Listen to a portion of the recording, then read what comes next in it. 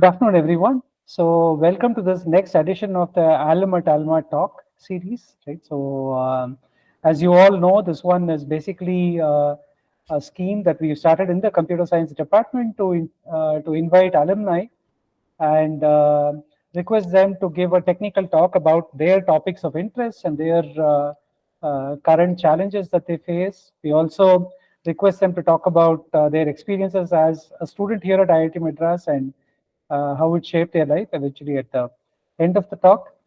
So this week's speaker is Professor Bandi Chaitanya.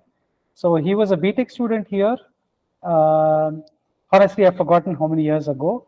Right? But what's exciting to me is that while he was a PhD student after his BTech here at IIT Madras, he worked on a analytics system called crickmetrics.com. You can actually visit that page, right? And it's basically an analytics system to kind of associate probabilities with different events that you would naturally associate with a game. Right? So it's kind of a fascinating piece of work when data analytics was really at its infancy, right? And that kind of, in my memory, represents Bandi Chaitanya. So he was not afraid of picking up topics which were really new at that time and getting hands-on. I remember that he was actually a crack programmer, right?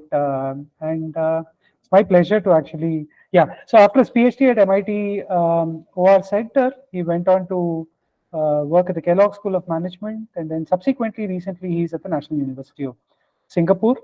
And I believe that he's a ripe candidate. If some of you are looking for internships and looking for higher studies, I think he will have opportunities. I hope that's right, Chaitanya, but yeah, it's a small plug from my side. Okay, so the floor is all yours, Chaitanya. We look forward to your talk. Thank you. Cool. Thanks, Nadi. Great. And thanks for talking about the Crickmetric as well. That was very dear to my heart. We ended up not spending too much time on that, but it's still running. So please check that out. Great. So today I would like to talk about some of very recent work that I've been involved in. In fact, in the last few months, but actively spending more and more time on. This is to do with thinking about how do we leverage the technology of generative AI, in particular large language models, and how do we think about using them for workflows within an operation setting. So not just for using as a chatbot, but actually involve large language models as agents that can be given some tasks. So that's the angle with which I started this work with multiple collaborators, with Google DeepMind and some folks from Anthropic and NVIDIA. And it's a broader research team that we are building. And in fact, as Nari mentioned, I'm also looking for research interns and PhD students to join that program. So today I wanted to give you a sense of some of the problems that we are working on here, and then give a quick overview of the main results. I'm keeping it very low on the technical and the theoretical part. I didn't want to go into proofs and so on, which you can always find in the paper itself, but wanted to give you the general flavor of the results and general flavor of the questions. So let's get started. I think just to give you an outline, I'll start by talking about, of course, what are large language models and how do we think about these large language models from the perspective of a user. Not from the perspective of a builder of LLMs, but as a user of LLMs. In particular, I'll be talking about how LLMs can be seen as essentially what are being called as stochastic parrots, and how this stochastic modeling can help us to understand their power in different settings. And finally, I'll talk about decision-making with LLMs and talk about some of the queuing-based models that can be used to make LLM, what's called orchestration, easier. So that's where I will end the talk today. Great. Please feel free to just raise your hand or just speak up if you have any questions. Great. So just to give you the context, I think this is this context is not needed to the group that I have here. Generative AI, as you have seen over the last year, has taken the world by storm. So you can see the rise of tools such as DALI and ChatGPT. and people are using them. So even my uncles and aunts in my WhatsApp group keep sending messages that were written by ChatGPT and created by DALI. So it has reached that level of popularity now. But at a fundamental level, generative AI consists of certain foundational models. They can be language models or image models, and what they have been trained on all the language information that has ever been produced. So that's why they are called large, because it's being trained on large amounts of data. Now, one of the aspects that generative AI has produced is not just as a way to chatbot, but they're also able to simulate how we think. So that's the impression, at least, that they are giving, that the LLMs are able to give us. And as we rely on this simulating human thought, we can then think about how could we leverage this thinking ability to do various different types of things. Again, this is a very debated topic about whether they're actually thinking or it's an imitation. That's at a philosophical level. From an operational point of view, I see no distinction between those two, whether they are actually thinking or imitating. From the output point of view, I do not care. That's the position that I'm taking, so that I don't get into those debates right now. But it's fascinating topic to, I think about those things as well. Now, just to think about what are the main tools available. So DALI is considered, DALI 3, most recently released. It's considered the forefront of art creation. And of course, ChatGPT, it's been called the tipping point of AI. And because the widespread use of ChatGPT and related tools has been a major game changer. Great. So in terms of benefits of these tools, as one can imagine, of course, it's being used to generate text, but also write programs, call the right programs, generate SQL code, for example, to do data analysis, generate images, and so on and so forth. The users are amazing. And then I think this is something that I think the student community is actively leveraging. As we can see from the usage patterns. So I'll skip on this. Now, although there are many benefits, there are a lot of risks that have been identified as well. In particular, since they're still black box models, we still cannot know when they are telling the truth. And the problem with many of these large language models is it's harder to figure out when they're hallucinating, and they do hallucinate quite a bit. For example, they can make up citations. So they will say, hey, according to this paper, and if you actually look for that paper would not have existed. So that's the major problem or the risk of using generative AI. And for students who are trying to use it for solving homework problems or writing papers, that's a major problem. You would have cited something that doesn't exist. So that's a major risk that we have currently. Now, given these risks and, of course, the benefits, so what we are thinking about with the research group is to figure out, because given the risks of different LLM, large language models, and every large language model comes up with different skill level and accuracy, can we use a combination of these large language models to accomplish a task? That's the problem that we're working. And I'll talk about specifically how we can get some value from these models, even when they are hallucinating quite a lot. And the word hallucination, it's of course it's been borrowed from the word, the actual word hallucination, but in the context of LLMs, it means that the LLMs are making up things without any basis to reality. So that's what we call hallucinations in the context of LLMs. Great. Let me proceed. Yeah. Now, just to give you a sense of what the foundation models are, essentially they are taking up large language models in particular. They take text inputs and give text outputs, and sometimes they also give some vector embeddings, which can then be used for further analysis. And all of these are based on the deep learning, the neural network architectures called the transformers. And now the applications of these are huge. So just to give you a sense of where all these lie. And in particular, the type of model that are being produced. So there are three types that are being produced. One is the foundation models, which are the models like GPT-3, GPT 3.5, Claude, Llama, and so on and so forth.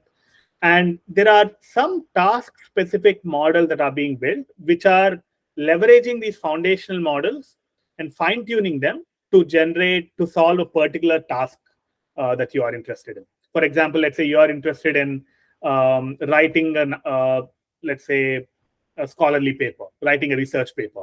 That's a very specific task. So you could use a combination of these foundation models to build that task-specific model. In fact, there's a rumor that even GPT-4, that's the most powerful model right now. It's not a single model, but in fact, it's a combination of about 8 or 9 different models that are being orchestrated in a good way, in an interesting manner. So these are task-specific models. And finally, the end user doesn't see whether it's a foundation model or a task-specific model. The end user just sends a query, which is called a prompt in the context of generative AI, and then gets an output that can be used for further analysis. And some of the foundation models have put some here. Of course, Google has released a lot of them. OpenAI, Hugging Face has a lot of open source models that you can try out on, and so on and so forth. Any questions before I move further? I had a quick question. So when you said hallucination, is it a word which we are just using to represent the fact that make sentences which don't have a meaningful justification from the data, or do we mean that the hallucination is actually something that is modeled meaningfully? It's not. So it only means that, okay, so it's producing something that cannot be backed up by any citation. Okay. Yeah. Thank you. Thanks. Cool. And in terms of the growth of models, I think it's growing even faster. This is this is about almost 4 months old slide.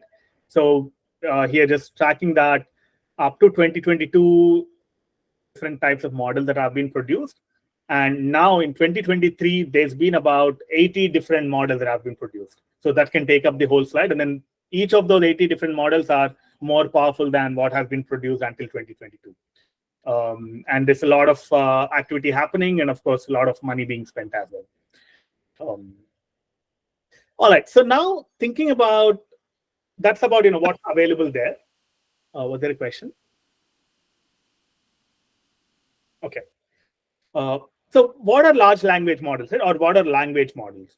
Essentially, the language models are a way to predict the next word. That's all at a fundamental level. At the mathematical level, that's what they're doing. So they are being used to predict text sequences given a sequence of some text that you give it as an input. And there are many ways to build these models. So there's a model called Unigram. Unigram is basically Unigram-based models it's predicting the next word only based on the current word. N-gram models mean that it's predicting the next word based on the last n words, and so on. So that's these are the different types of models that are available. Now, where a lot of these problems become interesting, and a lot of papers are being written, is to figure out what is the right architecture to have, right neural network architecture to have to build a machine learning model. And what's been shown is that the architecture called the transformer turns out to be the best, turns out to do the best, best output compared to every other architecture out there. All right. So as I mentioned, essentially the way the prediction works is given a sequence of words, the language model is essentially assigning a probability to every other word available. And then the model itself will choose the output with the highest probability. And that is why when you ask the same question to a language model, each of us can get different results because it's choosing between the top k words with some probabilities. And of course, the most probable word will be chosen most probably, but then it can be choosing any other word as well. So that's where this is essentially what's happening inside a language model. So you give it a sequence of words, and then the model will compute the probability of every other word that's possible, and then choose the one with the highest probability. And there are many other ways to break those ties, but essentially, a word with the highest probability will be chosen most probably. All right. Now, that's how the model has been working. So that's a mathematical view. But so what has been seen as the emergence of AGI, right? So, or emergence of what people are calling consciousness and so on. That's coming out because of this notion of the models taking on personas. So, which means that in your prompt, if you ask a model to behave in certain manner, so let's say I ask the model to be, you are let's say you're an IITM professor with 10 years of experience, and you are interested in graph theory. So we can give that background story to that model, and then the model outputs will be based on as if it's coming from that particular persona. So this persona taking ability has improved quite a bit since GPT 3.5. So GPT 3.5 and GPT 4 and the other models called Claude 2 and so on. So they are showing this ability to be in character and then answer any questions in that character. Now, what has happened is that so people are using this approach. So there's a paper called Generative Agents, very recently, about 2 months back. So where what they did was they created in some sense, a mini fake virtual city. And in that city, they put different LLMs. Each LLM, they gave it a context. For each LLM, they gave a different context. For example, for one of the contexts, they said, hey, you are, let's say, Tom Morino. You have an innate tendency to be rude, aggressive, and energetic. And then you also have a learned tendency, which is basically what's your background is. So you're a grocery shopkeeper, pharmacy, you love interacting with customers, and so on and so forth. So you could give this as the persona to the model. This would be the initial set of tokens that you'll give the prompt.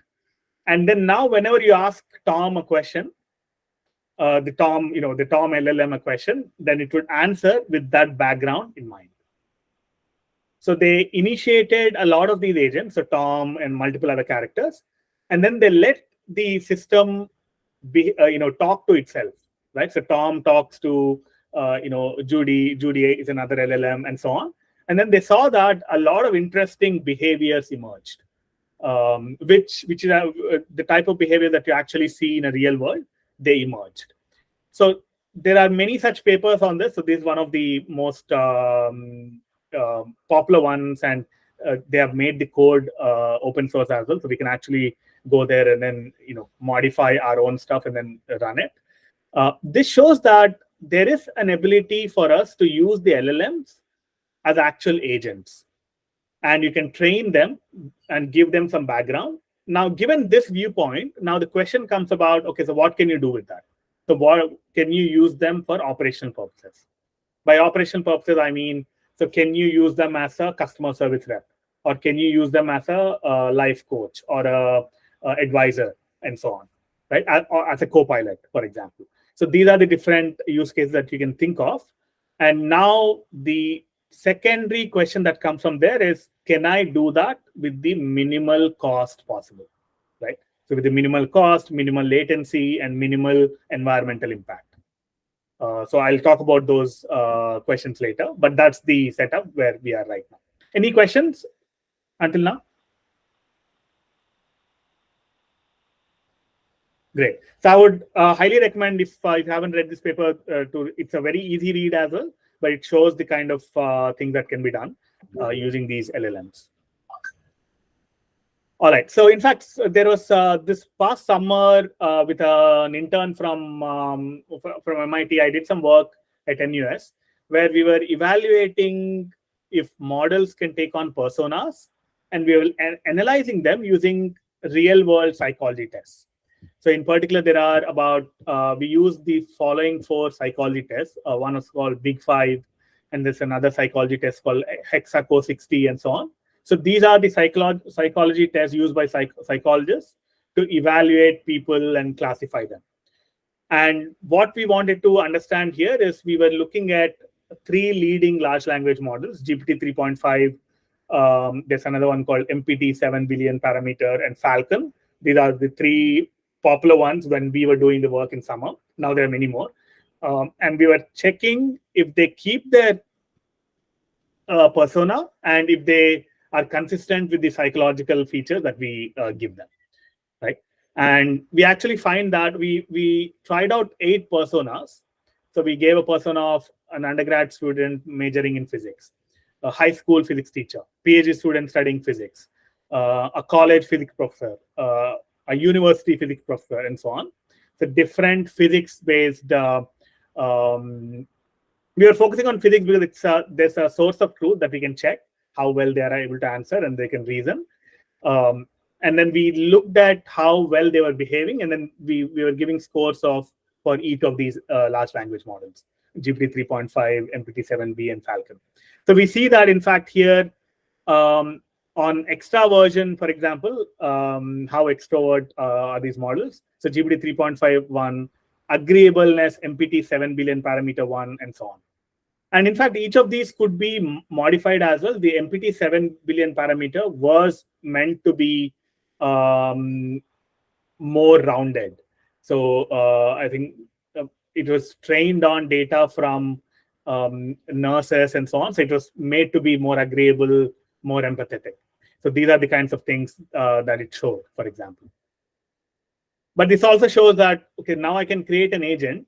And if I want an agent to be more agreeable, then I know who to choose. So I can choose MPT 7 billion parameter and build an LLM based on that, and so on. So these are just a snapshot of some of the results that we got. And yeah, you had a question, Nari? So then could you please go back to the previous slide so that I say the right thing? Yeah. So so what is neuroticism, and why is what does it mean to say that the score is 0 there? I mean, is it an artifact of the scoring process, or it actually carries a meaning? Is my question. Yeah. So these are small data sets. So it's basically we did not have any questions that got in the neuroticism of Falcon. So we are doing a larger analysis now, and we are seeing a small number for even Falcon 7 billion parameter. Yeah. Okay. Yeah. Thank you. Again, all of these are well-established psychological factors that the psychology tests measure. So we didn't come up with these metrics. So they give these scores for each of these, depending on how they're answering the questions. And larger is better in some sense. Is that how one interprets those numbers? Larger means they're just more. No, they're just more extrovert. So it's okay. Sometimes you might want a model that's more consciousness. Consciousness for that, but maybe less neurotic, right? So depending on what you want, right? Okay. Interesting. Yeah. Thank you. Thanks. And that was about which models were doing, and then here we were showing how it was able to keep the character of a particular that we gave it. For example, we see here that on average, if you're looking at all the personas, GPT 3.5 was doing much better. That is, it remains in character for a longer period of time.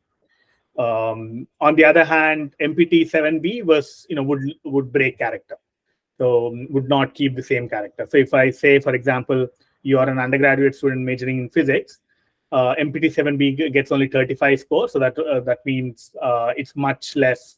It will start answering like somebody else, not like an undergraduate student, right? But GPT 3.5, on the other hand, it will keep its character and then would make some mistakes in answering and so on and so forth. Be mature, little mature, and all those things.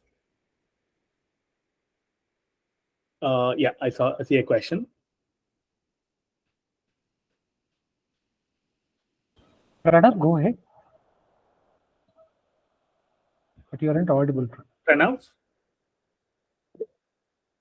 Yeah. Cool. Yeah. So overall, so this is just one of the projects that we're involved in. Wanted to just show you a sense of the type of project that we're doing. And here we found out that GPT generally scores better than Falcon and MPT. Ask my question now. Sorry. Sure, Pranav. Yeah. So, like, are this in the previous slide you showed some readings as to which was better, right? So, was that measured based on the 5 parameters which were given in the slide before this, or like In fact, parameter? yeah, there were even more. There are about, in all the psychology tests, there are about, it's a 42 vector, a 42 dimensional vector. So there are 42 features that you measure. And then out of those, we were just showing 5 of them here. Yeah. Okay, so they're measured entirely on psychological parameters. Yes. Yes. Okay. Okay. Thank you. All these are questionnaires. So you are asked a question like, hey, what if you had a chance to go to a party and go to a library? What would you choose? And then you will get options, right? And then and then the models are asked to choose. I'll definitely go to the party. I'll definitely go to the library, or maybe I'll toss a coin.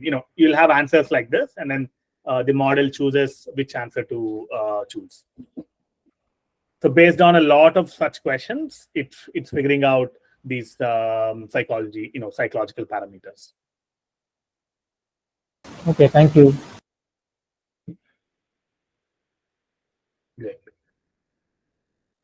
All right. So now let me get back to, I think, some of the stochastic properties, right? So to give you a sense of where the stochasticity of the models are coming from. So to talk about that, let's go back to the, I think, the basics of language modeling. As I mentioned, a language model is nothing but it's a probability model where it assigns a probability for a nth word given n-1 words. So given you're seeing W1, W2, Wn minus 1, what is the probability of Wn? So whenever you have such probability numbers out, what you have is a language model. So the neural network is computing these. And therefore, when you have, let's say, a sequence of text given to you, so they form the W1 to Wn minus 1. And now you'll look at all the words in the dictionary, and then you'll assign a probability to that, and then choose the one with the highest probability. So that's essentially how the inference works. Now, to calculate these, there are the usual ones, right? So the math itself is not complicated here. So you can use the chain rule. Basically, it means that the probability of getting its water is transparent. It's simply the product of all the probabilities, right? Using the chain rule. So for each of these chain, you can compute using the neural network that you have. Yep. So ultimately, what I'm trying to show is that the primitive that comes out of a neural network is essentially this probability number, this probability function. And using this probability function, now inference can be done for any given sequence of text. Now, there are a lot of these different models. They differ in the type of assumptions that they make. And every assumption, of course, brings down the computational power. And if you do not have the assumption, then the computing required will be super high. So a lot of approximations that you might have heard, if you follow these papers, they're all about making the right type of assumption to approximate this probability. But if you use the chain rule, then it's a more complicated probability calculation. So, but that can be reduced to a simpler calculation. So all of the stuff that you would look at in a stochastics class, so are very useful in optimizing this. So of course, the simplest case is what's called the unigram model, where essentially you're simply saying, hey, the probability of the entire sequence is simply the product of all the probabilities, right? So where you're ignoring, where you're basically assuming not even Markovian property, but just pure independence. Of course, this will perform really badly, but this is called the unigram model. A bigram model is essentially saying the probability of the ith word will only depend on the previous word, nothing else, right? So this is slightly better than the unigram model, but still there's a lot of improvement that can be done here. And where the most of the models now are all n-gram models. And n depends on the size of the model itself and how much data you have and so on. So it could be trigram, 4 gram, 5 gram, or even sometimes like 20 to 30 gram, right? So the context window that you talk about essentially controls this n. in large language model, there's this notion of the context window, the context size. So that essentially controls what you have as the n-gram here. All right. So anyway, the key thing that I wanted to show by showing the fundamentals of the model is to show that there's always a trade-off between computation and accuracy, right? You can throw in more computation, and in fact, that's why a lot of new companies, there's this company called Inflection AI, which started off. So this company started by building the world's biggest GPU cluster. So they got funded like $1 billion, $1.3 billion just to build that cluster and to throw computation at it. And they have already released some initial models. It's called Pi, Inflection AI. The model is called Pi. And a lot of other models are also being built, but there's a fundamental trade-off between how much computation you want to do and the accuracy that you get. And there are some techniques to increase both computing and performance, but the number of such techniques is going down. So now fundamentally everybody is all the main research is happening is looking at how do I control this trade-off between computing and computation and accuracy, and how do I then use them for a specific task. For example, you don't necessarily want a larger model size, right? So larger model size means that you need more computation. So therefore, people are building smaller model sizes and then fine-tuning them. So fine-tuning on specific tasks examples. Or you could also be providing more context, which again takes a higher computation. So now what you're doing instead of that is you're breaking down the problem. So instead of giving one complicated task to a particular large language model, you're breaking that task down into smaller tasks and giving it to smaller models so that they can produce the same effect. Right? And finally, of course, you can also do multiple output rewrites. Which means that, let's say if you use a weaker model, let's say you use GPT-2 versus GPT-4. GPT-4 would do very, very well, but GPT-2 will do very badly. But you can do rewriting or improvement on GPT-2 to produce the same output as GPT-4. So now figuring out, again, how do I do that? Right? So all these are different techniques. And in fact, if you think about these are the type of techniques that are used when you're managing human resources with different skill levels. So that's where we are bringing in the operations group at NUS and some other folks that my collaborators at MIT and so on. So we are working on how do we bring those ideas of managing human resources with different skill levels to the context of managing multiple LLMs with different skill levels to perform to achieve a certain task. So that's how we are linking this problem to the older research, older literature review. Great. Any questions on that? All right. So in the remaining time, in about 20 minutes or so, I want to give you two examples of paper that we're working on. The first one is about not using LLMs by themselves, but adding a human element to that as well. So this is some work that was done at Google DeepMind. And I'll show some examples of how what are the benefits of actually using an LLM. And finally, I'll talk about more recent work that I've been doing, which is to optimize the cost of a particular task-specific model by carefully routing a given task to different LLMs. I'll talk about that in a bit. So let's start with the human AI collaboration. So here the idea is you can think about three modes in which you can interact with an LLM model. One is purely complementary. That is an AI that knows when it doesn't know and can defer to human. Right? So basically, you will get a task to, let's say, write a research paper. And then the model will realize that, hey, this particular task, I cannot solve it. So then I'll just pass it on to the human. Right? In other words, let's say if the task is simply to find the current score of in the Sri Lanka game that's happening, For this, you don't need a human. The LLM can actually go to Cricinfo, find the right page, and then get the answer and then give it to you.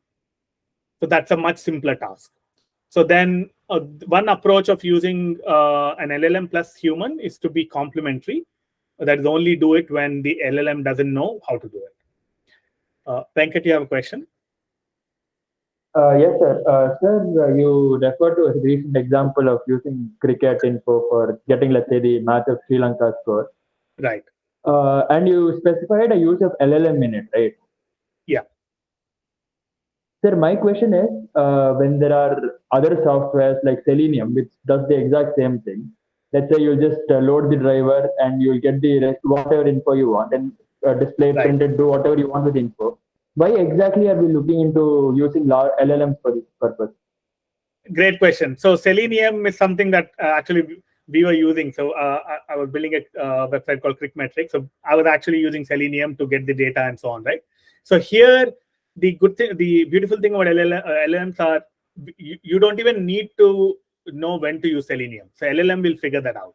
So here you're replacing completely your thought process to where the LLM will go figure out, hey, to get the current score, I need to go browse the internet. And therefore, I need a headless browser, and therefore I use a Selenium and then get that. So it will make that series of statements and then get the final answer. So you don't have to actually code it up. The LLM will code it. Got it, sir. Thank you. Yeah. So that's the complementary part. Now there's another approach that is cooperative, which means that it knows when it doesn't know, right? And can ask for more information. That is, for example, to take the example of writing a research paper, it knows that, okay, so I do not know how to write a research paper, but I'll ask a series of questions to my human partner. And then based on those answers, I will respond, right? So this is an approach that a tool called Perplexity. So if you haven't used that, it's actually by an IITM Alum. So it's called perplexity.ai. So that's the approach that they take on the website.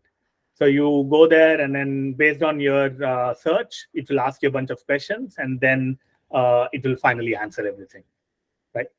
Now, the third approach is fully interactive. So knows when it doesn't know, can ask for more information, can interact with humans, and so on. Of course, we want to be here. Currently, we are in a place where we can only do complementary things. Yeah. So this is in some sense, the roadmap of what they are building at Google DeepMind. So in the context of this application, the idea here is you get a result from an X-ray machine, and then you're trying to figure out, do I quickly diagnose this patient or not? So the current approach is they built another system which they call the deferral AI, where it looks at this image and then figures out, okay, should I be taking a decision or should I be deferring to a human, right? And using this, what they show is that by using this approach, the complementarity approach, you're able to actually beat both the human performance and the LLM performance separately. So, it's obvious because you're getting the best of both. But that's exactly what they see when they implemented this as well. So the composite performance is the red line. So it's better than both of the individual approaches, right? And in fact, so just to talk about how they are doing it. So what they do is, given a particular, let's say, image of X-ray or a radiology report and so on, the AI model will assign a score. There's an actual system that's already developed. And then based on this model score, a deferral model figures out whether should I answer it myself or send it to the human. And then, if it's not able to answer, it will defer to the human, and human will look at the same thing and then output. So this particular, the question here was, would it improve, and how much would it improve, and how much would it improve the efficiency of the systems, right? And then they actually saw that the accuracy itself, so defer and predict, differ only, they got about an accuracy about 62.5. And then when they tried different types of different predict and so on, so they got a slightly lower performance in this example. And I'll skip this just in the interest of time.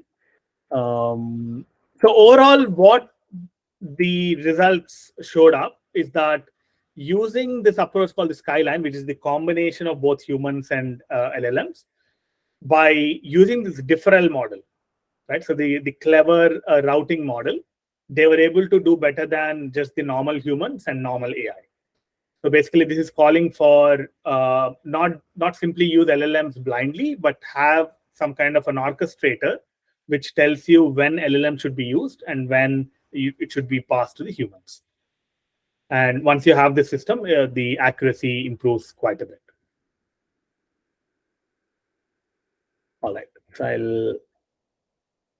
any questions before I go to the next paper?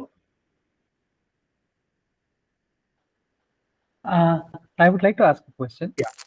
So, for example, this kind of a model, right? I mean, traditionally in the old times, there was this concept of a Kalman filter where you have a time series that is being predicted. Yeah. Right? And at the current point of time, a prediction is made, then it's compared with a measurement. And if there is a match in the measurement, then I'm sorry, is there a disturbance because of me? I think, the mic is getting, but I can hear you well. Yeah, okay, I'm sorry for that. Yeah, so my question is that from a mathematical modeling point of view, is there research which connects this to, say, the theory of how Kalman filters work? There is, when you mentioned Kalman, that's exactly. In fact, a lot of, I think all those tools, signal processing literature, right? It's being used to understand the power of LLMs, even information theory. So LLMs can also be seen as a noisy channel. So where you have a lot of information, it's a noisy channel of interacting with that information. So people are also using some information theoretic criterion to understand the capacity of a large language model, for example. So all those tools are coming up, but again, super preliminary. So all of these research, the questions, right? So what you mentioned, there was a Kalman filter paper which was about 6 weeks old. So very, very active. Thank you. Please go ahead. Yeah, in the final 10 minutes, I wanted to talk about another research project that we're doing. I don't know where this is coming from. You're muted though, so that was interesting. Anyway. Yeah, I've muted myself, but I think it's my headphone. I'm really sorry. I see. No worries.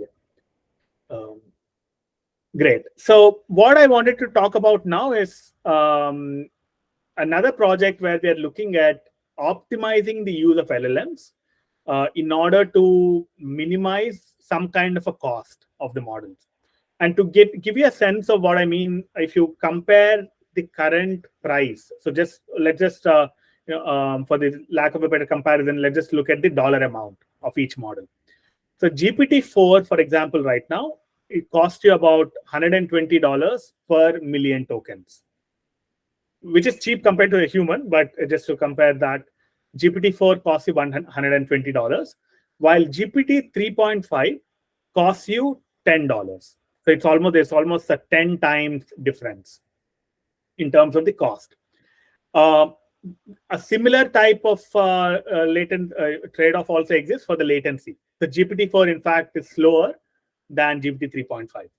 So it sometimes thrice or 4 times slower than GPT 3.5. Final thing is the environmental cost. The environmental cost of inferring GPT-4, it's on average about 8 times as opposed to GPT 3.5. I'm only comparing GPT because with other models, it's still not clear. But there are other models like Llama 2, which is from Facebook folks. And there's another model that recently came up called Mistral AI. So all these models are much smaller and therefore will be much cheaper to infer and much more environmentally friendly as well. So the question now is, given a task that you want to perform, can I route that task in an intelligent manner through multiple LLMs to produce an output with certain guarantee, with minimal cost? So for example, let's say you want to just find, as I mentioned, the score of a match, right? So the score of a match, you don't need GPT-4 to answer that. You might, you might just be happy with just a table lookup or just GPT 3.5 answering that. So the question now is, can I take a complicated task and break it down into smaller tasks and then route them to an appropriate LLM and then merge them all back? And how do I do that? So that's the key question that we are looking at here. Pranav, you have a question? Yeah, so my question is, let's say you gave the example of this cricket match, right? So in GPT-4 itself, will it be possible that, let's say, if the query is extremely simple, then it doesn't have to do all the extremely intensive computation to Right. get to what is a trivial query, right? So wouldn't that be inbuilt within GPT-4 itself, or will it still have to be a constant process where, like, every query, irrespective of its complexity, will take a fixed amount of time? Or Yeah, more or less. It only depends on the size of the query right now. It doesn't depend on the complexity of the query. So, for example, you can have a query that says, hey, write a paper about cricket, right? Or write an article about cricket. That's a relatively easy thing to write because there will be a Wikipedia article which GPT 3.5 can just summarize. But if I say write a article about, let's say, some futuristic nanotechnology, right? So that might require you to be more careful, and you might need GPT-4 to answer that. So currently the cost is independent of the complexity of the question, the cost to run a model. Of course, the accuracies differ a lot, but the cost itself is independent of the complexity of the question. so what exactly does the size of the question mean? I didn't really. Size is the number of tokens, number of characters in the question. So that's called the. So that's how actually these models work, because you give it a sequence of text and then it predicts the next text. So the cost of predicting the next word depends on the size of the input that you give. Okay, got it. Thank you. That's why, so on ChatGPT now you can upload a PDF and then ask some questions on that, right? So the bigger the PDF, it takes longer for the system to respond because it's a longer query that it needs to run. All right, so coming back, so the question that we are looking at here is, so if given a job, let's say we get a particular job, can I break it down into these separate jobs? And then each of them can then get solved by a series of models. So S1 to Sn are different large language models. And then they all answer those sub questions. And then there's a merging node, and then you finish the job, right? So the question now is, how should I be routing? Which question should be routed to which model? And how do I merge? And what if there's a waiting time associated with each of the models? Because if you think about how these things are implemented on a server, every model is running on a particular node on a GPU, and then it can only take certain number of questions at a particular time. So all the queries are waiting. So now the question is, given such a system, how do I optimally control this system? How do I optimally run this system? So that's the project that we are looking at. And we are getting data from one of the cloud service providers. I cannot exactly tell you who that is. And then we are getting data on how many queries they get and how it gets answered. In fact, this is why if you are a ChatGPT user, if you're a very frequent user, you see that at certain times the quality of the model is very good, and typically during rush times the quality reduces. That's because of how it gets routed. So even ChatGPT, not every question is going to the best model possible. So it's going to they have certain service level guarantees. So it's sent to a bad model if too many people are asking the same question. So that's why you get the quality of the model to go down when there are a lot of people querying the system. And in fact, this is something that we are also using to do some fact checking of social media posts using large language models. So let's say if somebody is posting on social media, a Twitter post, and then we want to quickly verify the truth of that. So we were building a system to fact check those posts very, very quickly using large language models. And the idea again was very simple here. So you get a platform, you're getting all the, let's say, tweets or the Facebook posts. Each of that post is broken down into certain facts, and each fact is then sent to a different large language model to verify. And then once you get all these results out, you have a validation report, and then you then finally assign a score. So we were building this to quickly check the truthfulness of social media posts. And we were doing some work here, and then so these are some theoretical results. I can send you a paper if somebody is interested. But overall, what we do is we solve this problem, we formulate this problem as a mixed integer program. This mixed integer program is figuring out the right way to route the jobs to different large language models. And then once we solve this, we know where it should be going to. And then we then call that language model and then get the output. So this is something that we are actively working on right now. All right, so let me just go to some preliminary results. So this is the system result that we have. So where we look at how well do we do. System 3 is this optimal system that we develop. So we see that even with the number of copies increasing, so the average waiting time is going down. Versus if you don't use such a system and then use a naive system of just waiting, so the wait time can keep going up if you make a lot of different copies.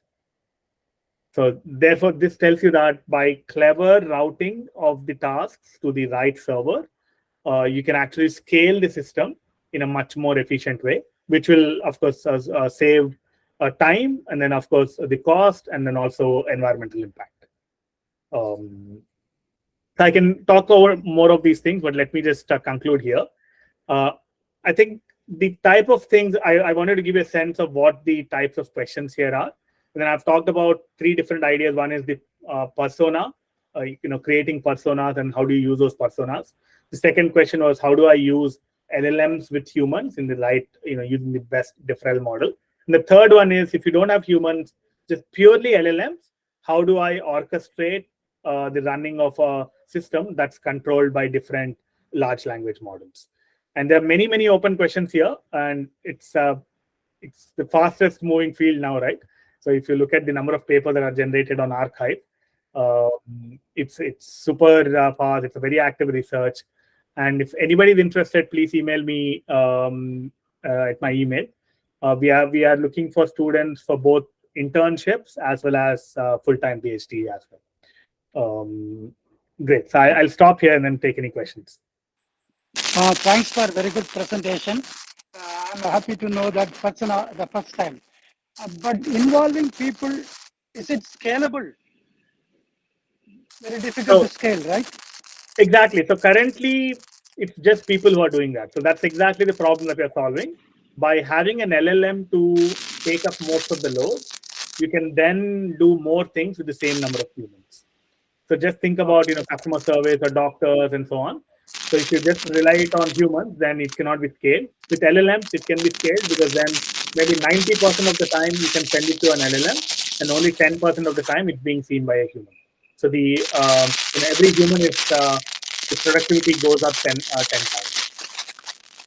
Okay, thank you. Thank you.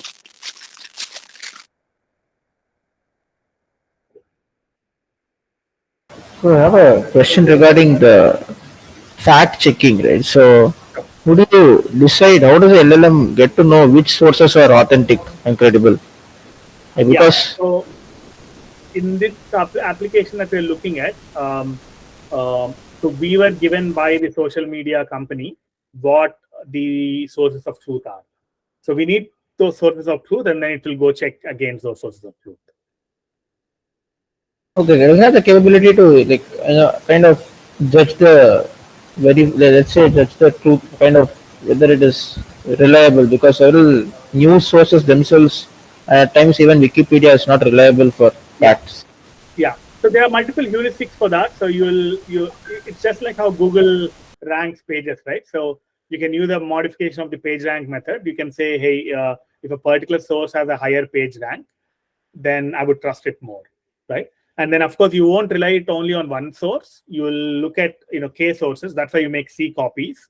And then out of K sources, if it's saying its truth among, let's say, 2/3 of the sources, then you will say it's truth.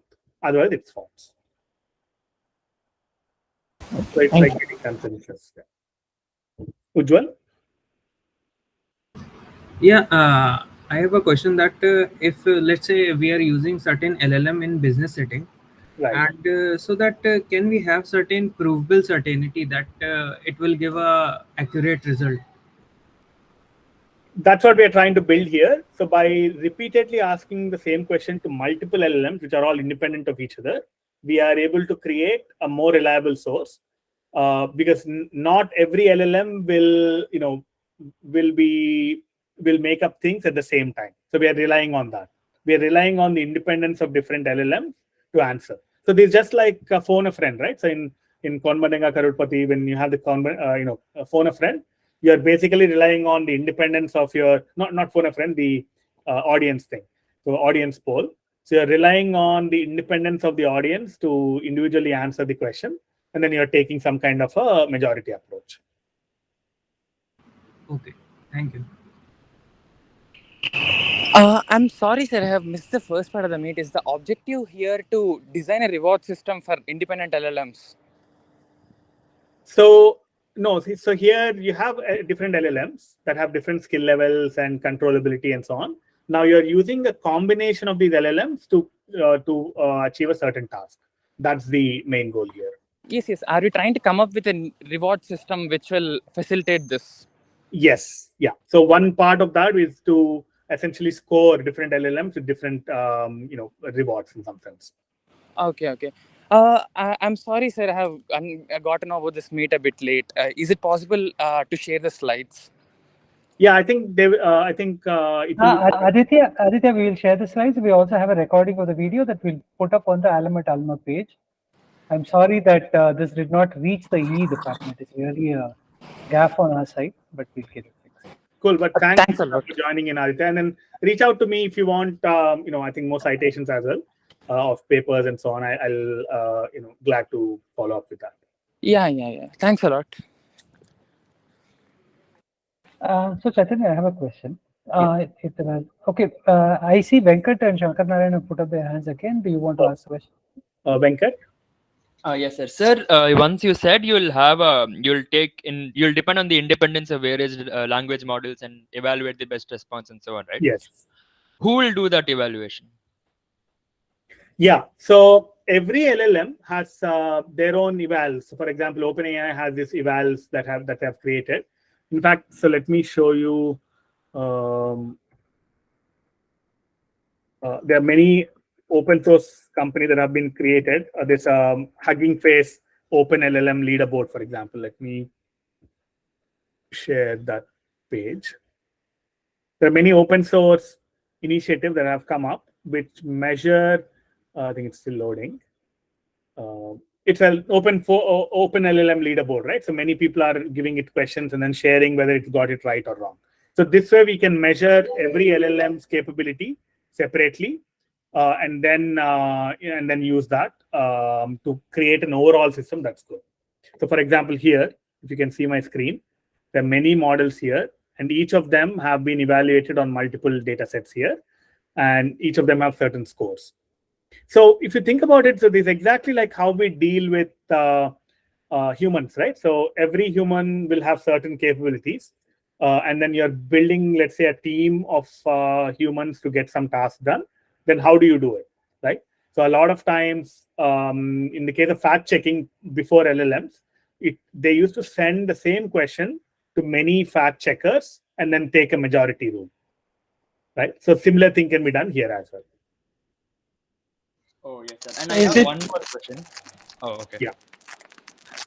Now we have established that LLMs are almost going in the direction of human responses, human consciousness, and so on. Do you see a case where you can abstract this kind of technology in hardware and create real-time human assistance? That has been the premise of a lot of SF stories in the past. Right. Yeah, that's where a lot of companies are doing, right? So yeah, they're going for that. Okay. So there's this company called it's called 2.ai. I don't know if you're able to see my screen.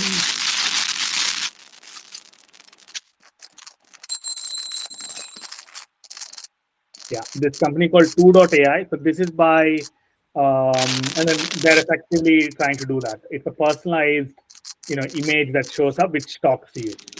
You could explore this as well. Got it, sir. Thank you. So when you implement many persona, is it the cost is proportional to the number of persona? Yes, it is. Yeah. Okay. Okay. Thank you.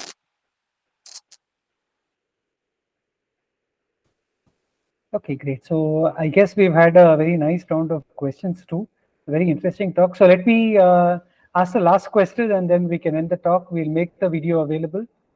So my question to Chaitanya is that, so you talked about these persona, right, which are essentially, and then analyze them using psychometric tests. Right. Right. Is it possible the following can be done, that we look at, let's look at the domain of image recognition or scenery recognition. Yeah. Is it possible that you can have LLMs which are trained for specific tasks inside that particular domain?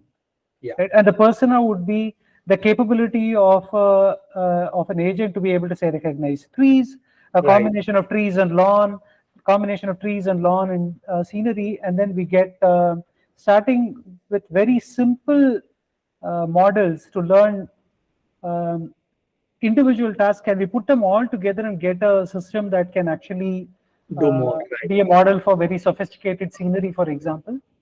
Yeah, in fact, Facebook had a paper. It's about 3 months old now. So they call it segment anything. And that's the approach that they do. So it's a paper I can send to the group as well. Yeah, that's the approach that they're taking. I see. Okay, interesting. Yeah. Okay, yeah. So thank you, Chaitanya. I'm very sorry for, okay, let me just cut the recording right now.